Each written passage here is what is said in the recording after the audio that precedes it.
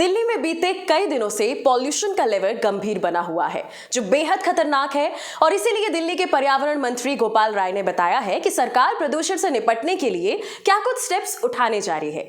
IIT Kanpur को artificial rain कराने का जिम्मा दिया गया है ताकि आसमान साफ हो और प्रदूषण जाए।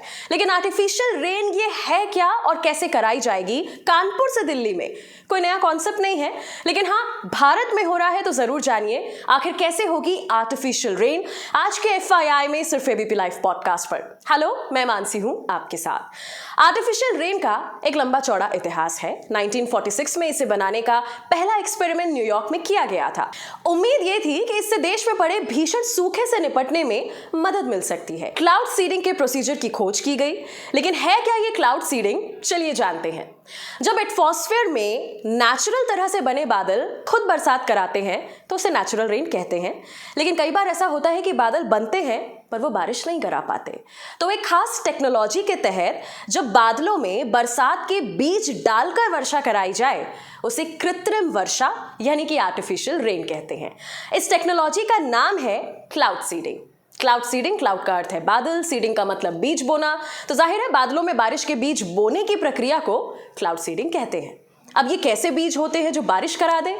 बीज के रूप में कुछ केमिकल्स का यूज किया जाता है, जैसे silver iodide, potassium chloride, sodium chloride जैसे पदार्थों का इस्तेमाल किया जाता है।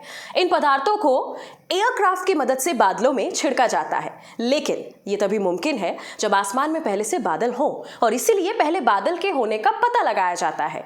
फिर ये पता करते हैं कि आखिर बादलों में पानी कितना है पहले से, और उसी हिसाब से क्लाउड सीडिंग की जाती है, जो बर्फ के गुच्छे बनाती है और फिर बर्फ के गुच्छे जमीन पर गिरकर बारिश कर देते हैं।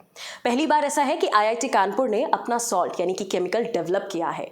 एयरक्राफ्ट आईआईटी कानपुर का है और सीडिंग टूल भी खुद ही तैयार किए हैं। तो दिल्ली में अगर इसको इस्तेमाल में लाया जाएगा तो ये पूर्ण रूप से स्वदेशी होगा। वैसे क्लाउड सीडिंग कोई नई टेक्नोलॉजी नहीं है और ये 1920 के दशक से चली आ रही है।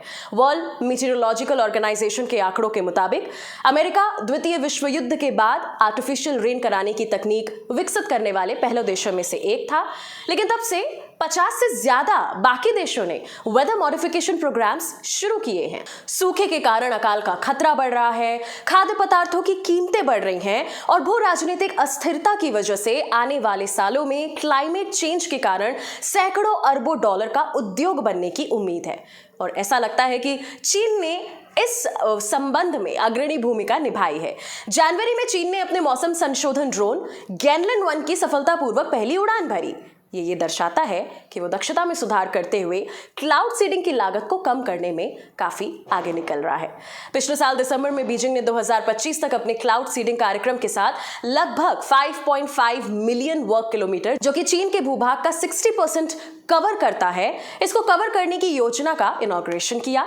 इस बीच पिछले 5 वर्षों में अपने मौसम संशोधन बजट को 30% तक बढ़ाकर थाईलैंड ने 2037 तक सभी सूखा प्रभावित क्षेत्रों में से 98% को पानी की कमी से मुक्त करने का लक्ष्य रखा है। मार्च में थाईलैंड ने मौसम संशोधन तकनीक और विशेषज्ञता साझा करने के लिए इंडोनेशिया के साथ 3 साल की साझेदारी का अनाउंसमेंट किया। ये टेक्नोलॉजी अफ्रीका के साथ साथ इथियोपिया में भी अप्रैल में आर्टिफिशियल रेन का प्रदर्शन करने के साथ काफी पॉपुलैरिटी हासिल कर रही है।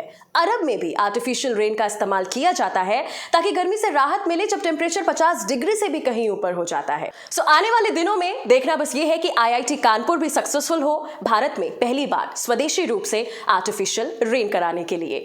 आज के एफआईआई में इतना ही। मैं मानसी हूं आपके साथ ऑन एबीपी लाइव पॉडकास्ट।